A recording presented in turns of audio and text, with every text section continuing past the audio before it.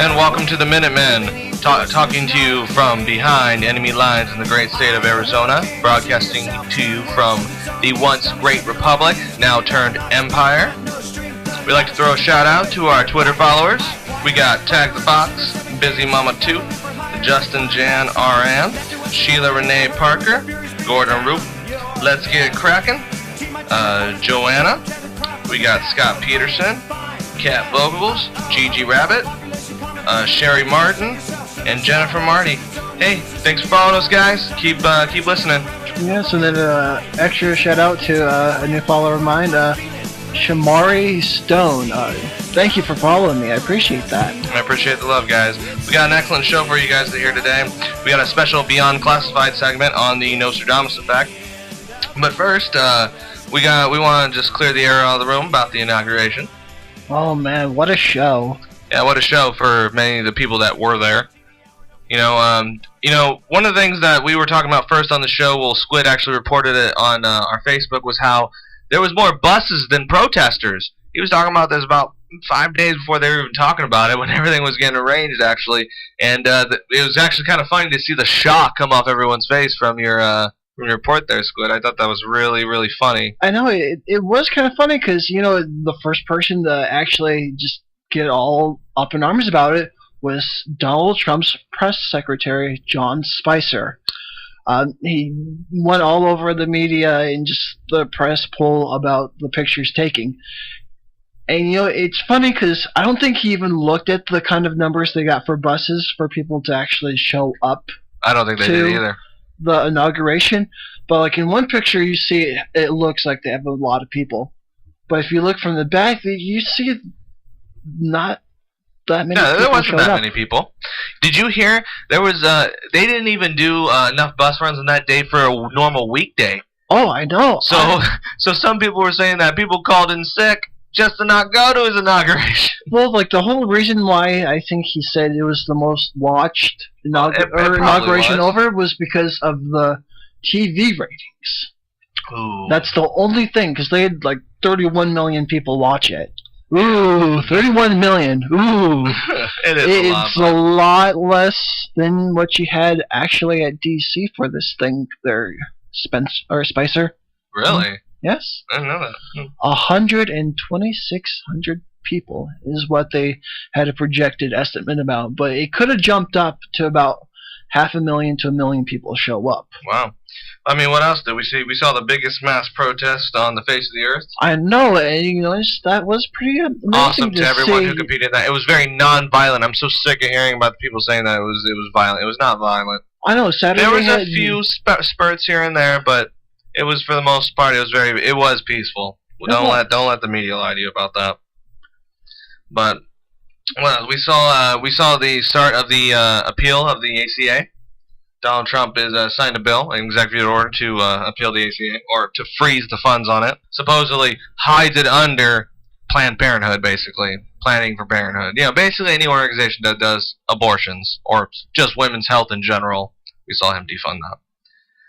Which I think is really quite awful, because there will be deaths from that. There will be, like, disease. I mean, come on, man. Oh, of course. But, you know, many people think that these places just do abortions all day long. Kill the babies. No, actually, they have all that blood on their hands. They actually only do about a very, very small portion of abortions. I believe it's only like 3% of abortions. Yeah. Is what the organization does. 3% of abortion, and most of the time that is mother's health.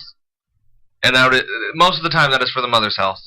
And then they actually take place within 6 weeks. Did you know that?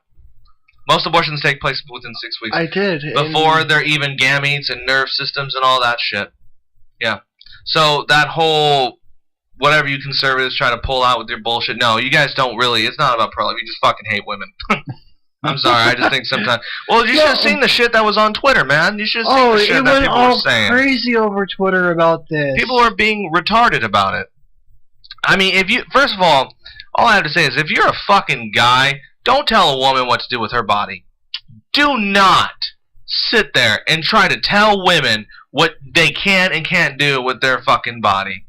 Their body, their choice. You know, dude, I don't fucking stand, dude. It's so funny because people sit there. I've seen the biggest fucking people sit there go, "Oh, women shouldn't judge people. You guys shouldn't do both going to hell." It's like, dude, you shouldn't abuse fucking cheeseburgers, man. But you do. Quit abusing your body. You don't see us fucking harping on you, dude. I mean, come on, man. Stop telling people what to do, because it's not about that. And you know, there was that. Now there's that guy trying to pass that law in Texas, basically trying to put abortions as murder. He wants it to be anybody who does abortions in the state of Texas basically be a murder. So, you know, I don't know if many people know this, but Texas has, it's very hard to do anything in Texas with abortion. They have the lowest, you know, Planned Parenthood, whatever you want to call it, rate. Yeah. But they actually have the highest birth rate. Now, Now, of course they do. Of course they do. Can't. Nobody can have an abortion. They're only an well, not abortion just that, but birth control. Oh yeah, birth control. Yes. Yeah, birth control. But you know, here's what really pisses me off about that whole thing. Is he said basically when they brought up the topic of the fact you want to get rid of abortions, period, put everyone who practices it gets it as a murderer.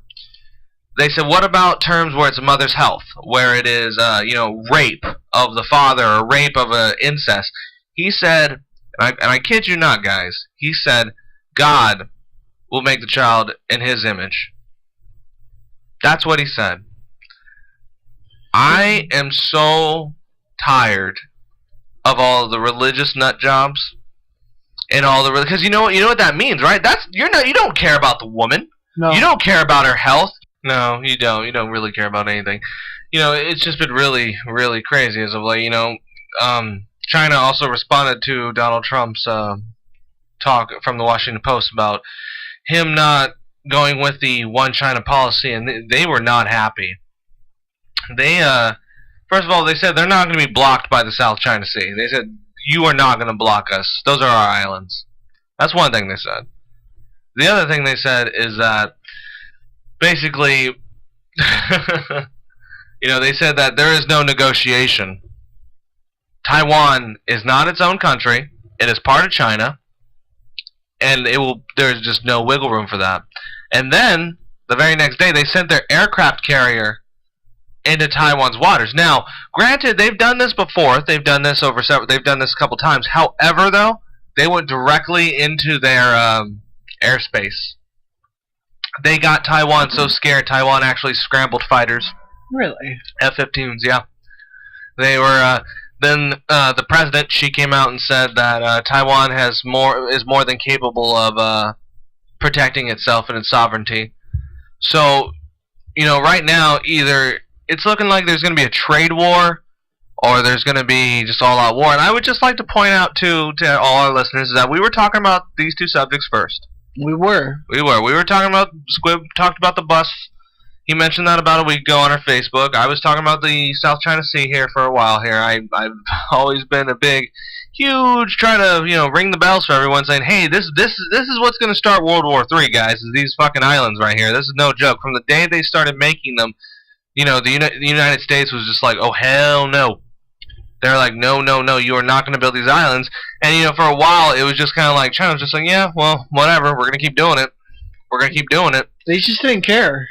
Well, you know, their defense, they say this is nothing but shipping lanes.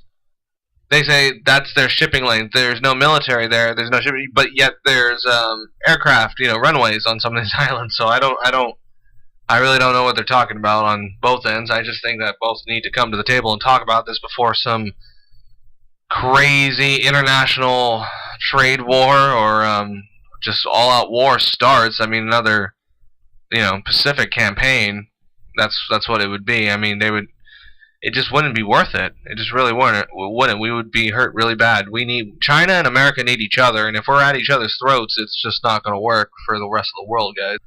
So really, the only good things that came out of the inauguration really was, well, out of this week really, is we saw the death of the TPP. We did, which was a good thing. I give credit where credit's due on that one to our president. There was also another silver lining to the whole thing. Richard Spencer was also out during the inauguration celebrating Donald Trump, and like the DNC, he needs to get more security. He was doing an interview. I don't know why people give this guy interviews, but you know, I can't really I know for the people listening on our podcast and YouTube, you can't really see it, but go ahead and Google it. But we're gonna go ahead and play the audio for you. But basically, what happened was he's standing there giving an interview talking about his little Pepe the Frog button, and then a protester just comes up and just bashes him. Neo-Nazis don't love me, they kind of hate me, guys. KKK, neo-Nazi. Those people don't like me. Are you like the hipster version of the neo-Nazi movement? It's, Pepe's become kind of a symbol. So yeah, that guy rocked his socks. Yeah. He did. And then he went on Twitter saying that I can take a punch. Obviously, Spency, I want to say a couple things about this video, actually. One, I don't condone people using violence whatsoever. I really don't. I think this guy, that was wrong of him to do. But, on the other hand, too, the right, that very same night at the Deplorable, was talking about how they were assaulting protesters. And if you don't believe me, you can go ahead and look on InfoWars. I don't want to say his name and who he is. He has a YouTube channel, though. And basically, he was out there talking about how there was a person protesting on his phone, talking about how he was going to protest, block their Deplorable. He said he went over there, punched his phone out of his hands, bit off his glasses, and licked his face. What the fuck? That's assault. That is. That's clear assault. By any definition, that's assault. I'm sorry, it is. But yeah, no. But here's my point, though. My point is, we have, in this country, we have the right to protest and say whatever we want. That's just our First Amendment right. We do. And so that Richard Spencer has the right to go out there. As much as I fucking think he is a deplorable fucking asshole, he has a fucking right to go out there and spew any garbage he wants to.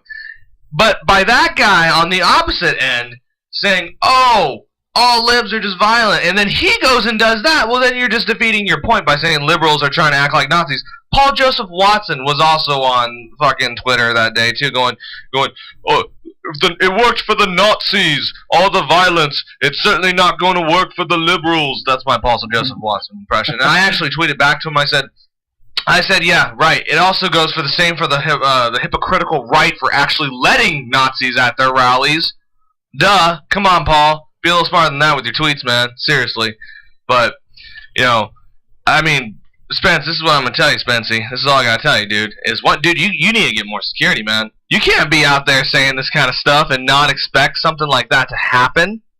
Maybe he should have asked Trump for a couple of his Secret Service guys. Maybe, but, he, like I said, he went on Twitter and he was like, oh, I can take a punch. Dude, he rocked you. But in your defense, bro, you can't hold up against a sucker punch, man. A sucker punch is a sucker punch. It is. But I will say this: it was fucking hilarious. I enjoyed it. I hate this man so much, and as soon as I saw him get punched, I just bursted out laughing. And I thought it was the most funniest thing I've ever seen. But my other thing is the person that attacked the other guy and chewed his glasses. My only question is, why did he lick his face? He wanted to scare him, be weird, be freaky, be out there. And then, these are the same guys that are like, oh, we hate gays, we hate all that kind of stuff. But then they go and do stuff like that, which I think is absolutely hilarious. But that, I digress, though. But that's the whole point I'm trying to make is so much hypocrisy on both sides. I mean, come on now. So much hypocrisy.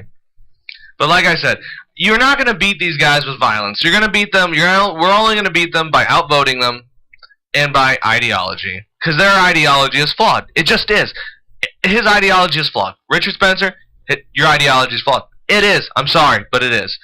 The other thing I want to make is in defense of the guy who actually punched him. Oh, I really hope he remains anonymous forever, first of all, because it would be amazing.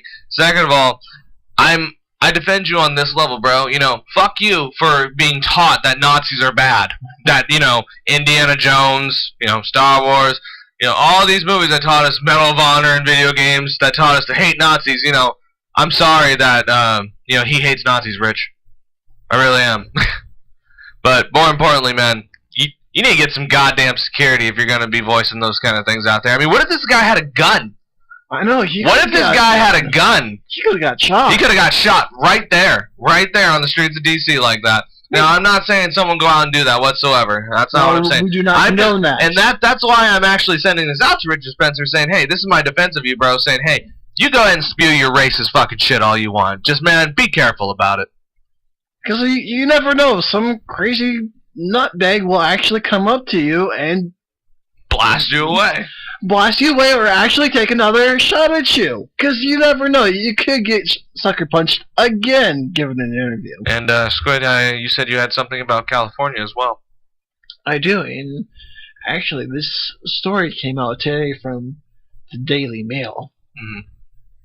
And, just recently, new Rutgers poll shows 32% of Californians favor leaving the U.S. Wow. And like, as you know from the election and when they released all the numbers, the percentage, California voted for Hillary 95 to 5%. Wow. I know, it was like really shocking, and just a lot of people love Hillary Clinton. But you know, it's not going to happen though. You know that, right? There's just no way that they would ever succeed. I wish it was possible. I wish, because trust me, hey guys, bring Arizona with you. I mean, to me, I think if they really get to it, I think they will. No, it wouldn't happen. Dude, Texas has been trying to do this forever, man. Texas can't do it. California won't do it. It just wouldn't happen.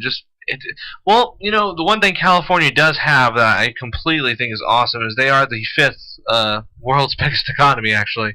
They actually are like the 5th biggest economy in the world right now. It's just California alone, which I think is quite crazy. I mean, they kind of prop up the U.S., them and New York and a few other states here.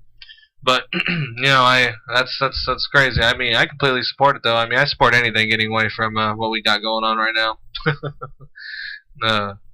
No, not really. I think we should all stay true and stay to being the United States, but there's definitely a lot of division going on right now. Well, I mean, you never know. I mean, Liz, like you just said, you kind of hope that nobody does this.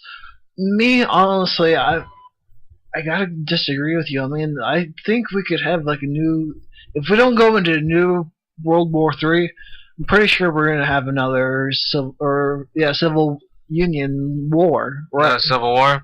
Yes, I hope, you know, I've heard that before. I've heard that from a few people about the idea of a new civil war. I don't think it's that bad. I mean, you guys, I hear this a lot, and I you know, I've thought about this. I've thought about it a lot, and it's not as bad as you think. First of all, Lincoln, when he took office back then, he got put in place of a very divided country right off the bat. First of all, second of all, he was part of a third party. He was actually a third party, and his candidacy led to the Civil War, pretty much.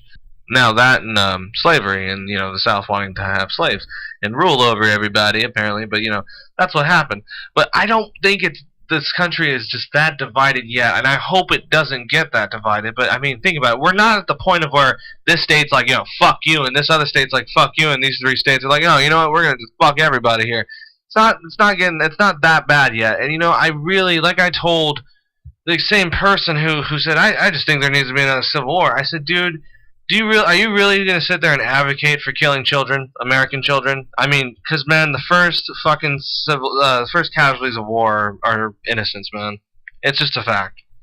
You can't have a war, even a so-called civil war, without innocents being slaughtered. Yeah, I mean, I will give you that. Yes, that is true. I completely do not advocate for any type of let's go into a civil war, let's go and, you know, kill each other. I don't agree with that idea. What really needs to happen is everyone needs to come to the fucking table, really. More or less, people need to understand a little bit about what is a fact and not alternative facts. You know, first of all, people need to start deciphering that and what's bullshit and what's not bullshit. People need to challenge their perspectives a little bit in this world. Everyone lives in such a fucking bubble. It's really bad.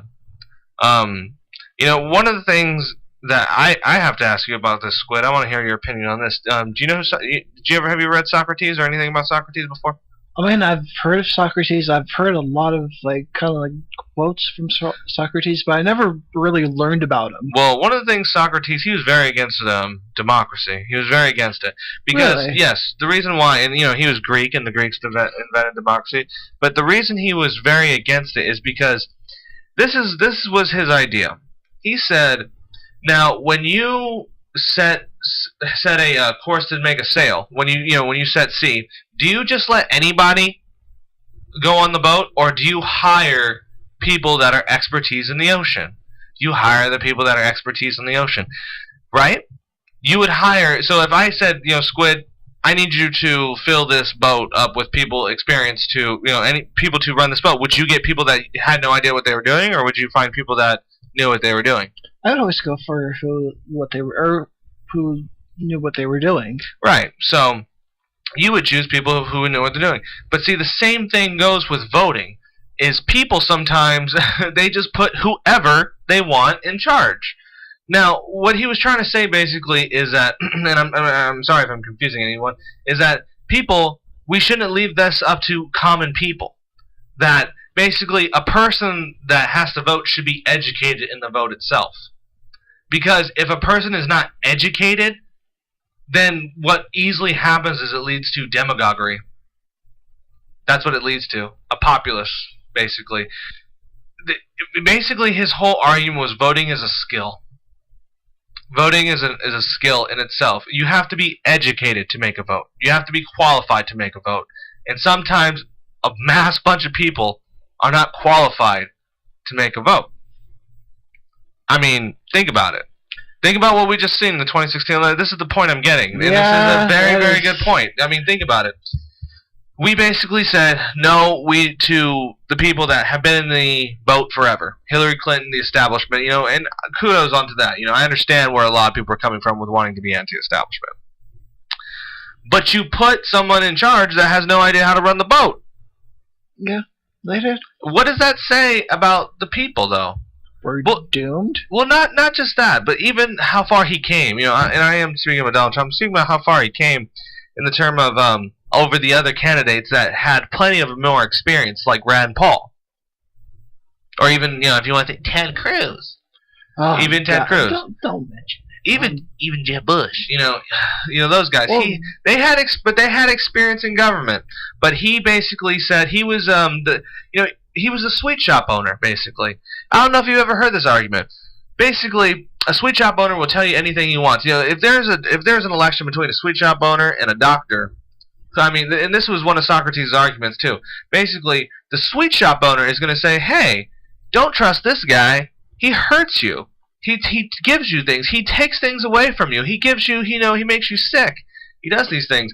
Me, he's not gonna let you eat sweets like I am. He's not gonna fill your life up with joy like I am." And the doctor says, what is he gonna say? Yeah, I do these things that hurt you because it's to help you. No, that doesn't work. People just don't want that, and that's why Socrates, one of his arguments was that people need to have the skills to vote. Just and